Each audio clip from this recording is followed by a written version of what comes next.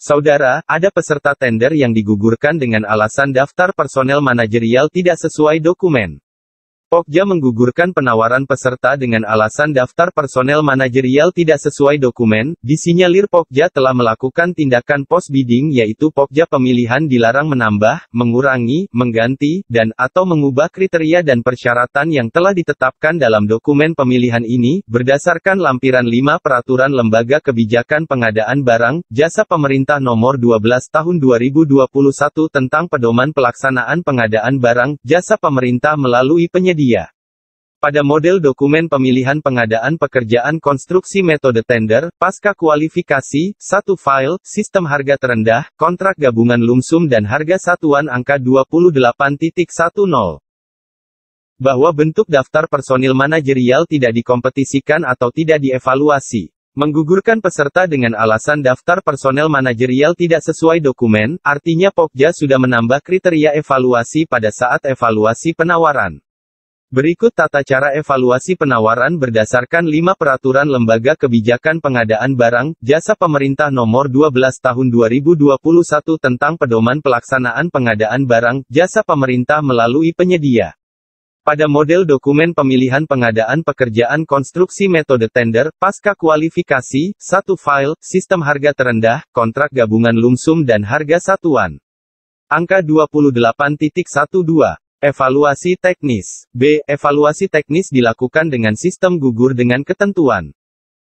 2. Penawaran dinyatakan memenuhi persyaratan teknis sebagaimana tercantum dalam LDP apabila C. Personel manajerial yang ditawarkan sesuai dengan yang ditetapkan dalam LDP, dengan ketentuan 1. Dalam hal peserta menawarkan personel manajerial atau ahli K3 konstruksi, ahli keselamatan konstruksi dengan pengalaman lebih dari yang disyaratkan, maka tidak digugurkan.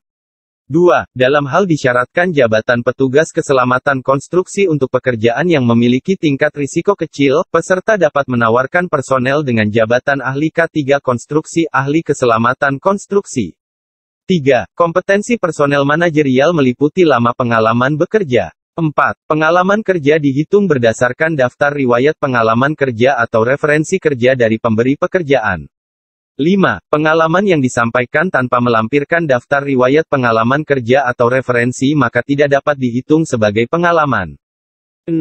Pengalaman kerja dihitung per tahun tanpa memperhatikan lamanya pelaksanaan konstruksi, dihitung berdasarkan tahun anggaran. 7. Pengalaman kerja yang dinilai adalah pengalaman kerja setelah personel lulus pendidikan minimal sesuai persyaratan untuk memperoleh SKT sesuai yang disyaratkan dalam LDP. 8. Penilaian pengalaman manajer pelaksana proyek dan manajer teknis serta pelaksana dilakukan terhadap pengalaman dalam melaksanakan pekerjaan konstruksi. 9. Penilaian pengalaman petugas keselamatan konstruksi ahli K3 konstruksi ahli keselamatan konstruksi dilakukan terhadap pengalaman keterampilan, keahlian K3 dalam melaksanakan pekerjaan konstruksi. 10. Penilaian pengalaman manajer keuangan dilakukan terhadap pengalaman mengelola keuangan. 11. Perhitungan pengalaman personel manajerial ditentukan berdasarkan A. Daftar riwayat pengalaman kerja, atau B. Referensi kerja dari pemberi pekerjaan. Berdasarkan ketentuan evaluasi di atas personil manajerial meliputi 1. Bersertifikat sesuai yang disyaratkan dalam LDP. 2. Berpengalaman sesuai dengan yang disyaratkan dalam LDP. 3. Pengalaman kerja dihitung berdasarkan daftar riwayat pengalaman kerja yang sampaikan atau referensi kerja dari pemberi pekerjaan yang disampaikan. Selanjutnya berdasarkan angka 17.2. Dokumen penawaran meliputi B. Dokumen penawaran teknis sesuai persyaratan teknis yang ditetapkan terdiri atas 3. Daftar isian personel manajerial beserta daftar riwayat pengalaman kerja atau referensi kerja dari pemberi pekerjaan. Selanjutnya persyaratan dokumen personil manajerial berdasarkan bab 4. Lembar data pemilihan, LDP, huruf F angka 3 yang disyaratkan atau dikompetisikan adalah 1. Jabatan dalam pekerjaan yang akan dilaksanakan. 2. Pengalaman kerja, tahun. 3. Sertifikat kompetensi kerja. Selanjutnya contoh daftar personil manajerial yang ada di dalam dokumen pemilihan adalah pada bab 6, bentuk dokumen penawaran, huruf H, judul tabelnya adalah 1. No. 2. Nama. 3. Riwayat pendidikan, tahun lulus. 4. Jabatan dalam pekerjaan yang akan dilaksanakan. 5. Pengalaman kerja, tahun.